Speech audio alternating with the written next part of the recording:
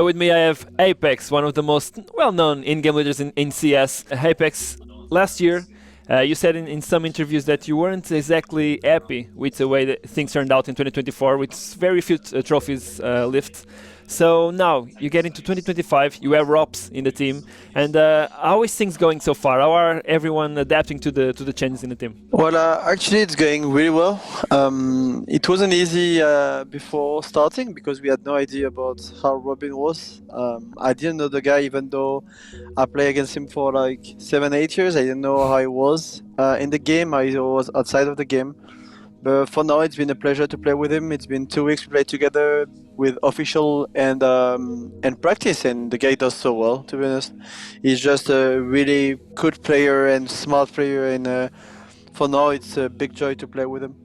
So I mean, ropz played for a very long time in mouse sports, then in phase, now in vitality under your command. So how is he adapting to it? Are you giving him enough freedom to play like he did in phase? Are you trying to be more strict with him? How is it working? I think I try to both have my identity of CS, but also adding his plays, etc. So I think overall I give him a lot of freedom. I always give a lot of freedom to my lurks because they need that freedom. They know what they do. They are alone on the side of the map most of the time, so they can do whatever they want. So actually, I give him a lot of freedom, and the guy deserves it. He's really smart at the game. He knows how to play. So for now, I have not much to tell him except good things. So it's it's really good. And I mean, it's been a very good start to you in 2025 with 2 series played in Blast Bounty, which you won both 2-0.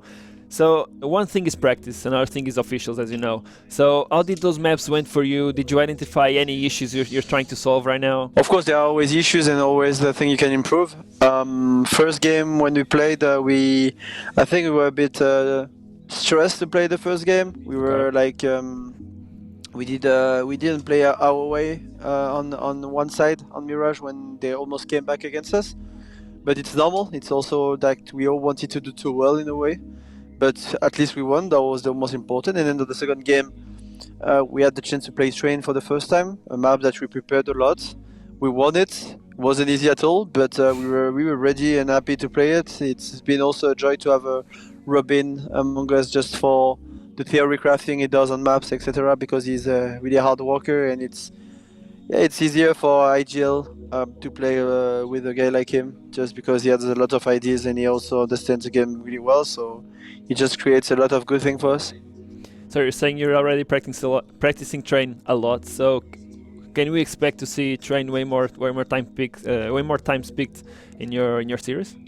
I don't know. Actually, it was VP that picked the map against us. It wasn't us picking it. So I just know that we're ready to play the map no matter what. I don't know if we're gonna pick it or not. Let's see. Depends on the opponent as well. But we like the map, and we're just excited to have a new map in the map pool overall. Okay, now looking back into this tournament, you're starting to play again tomorrow. You're now in the playoffs, but it's a different playoffs because you only know your team in a few hours, at least since we're at the time we're recording this interview.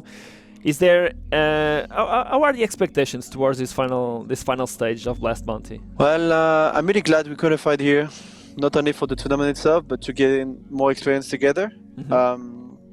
We all know Bounty is a small tournament for us to prepare for the next ones. The next big one is Katowice for us, so it's just a bit of a training in a way, just being able to play on land together. And as I said, I just want to lift as many trophies as possible. So if we start by this trophy, I will be happy because it's a trophy anyway. So I'm just looking forward to be able to play some playoff games. Hopefully go win this one, the next one, and go to the final, and maybe win it. Awesome. And about the changes that are happening right now in the ecosystem of Counter-Strike. So Valve introduced a lot of rulings to the TOs, and everything is trying to adapt a little bit. So looking at the entire picture, how do you feel about these changes to not only to you but even to smaller teams like Tier 2, Tier 3? Well, it will open everything now, so no one can really complain about things. I just feel like they should change a bit the ranking.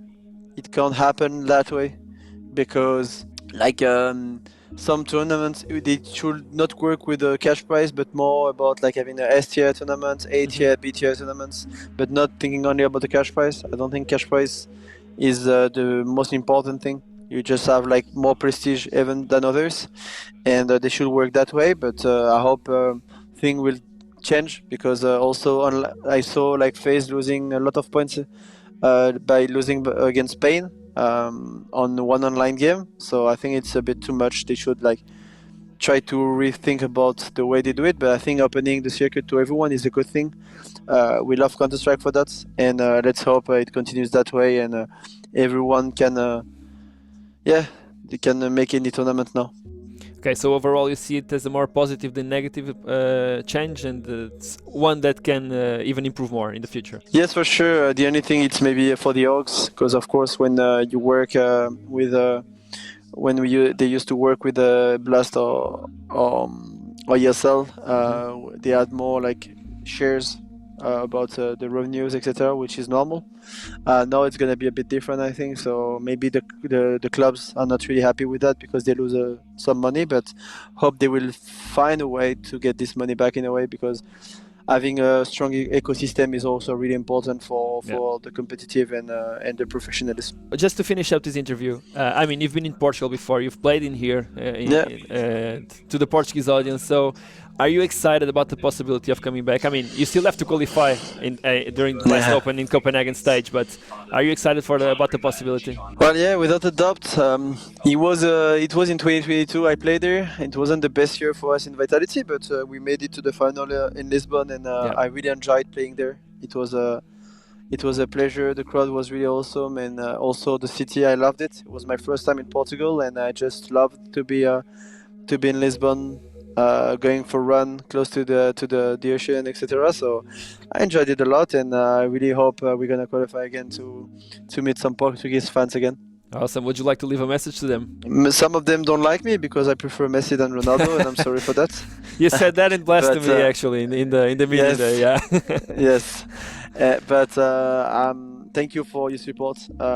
It's really important to have like strong scenes like that, strong, really good public, really good audience, and you guys delivered the 2 times Blast came in Lisbon. So I hope it's gonna happen again, and yes, see you hopefully there with Vitality. Awesome, Dan. Thank you so much, and good luck Thank in you, the remainder mate. of the tournament. Thank you, I appreciate it. Bye bye.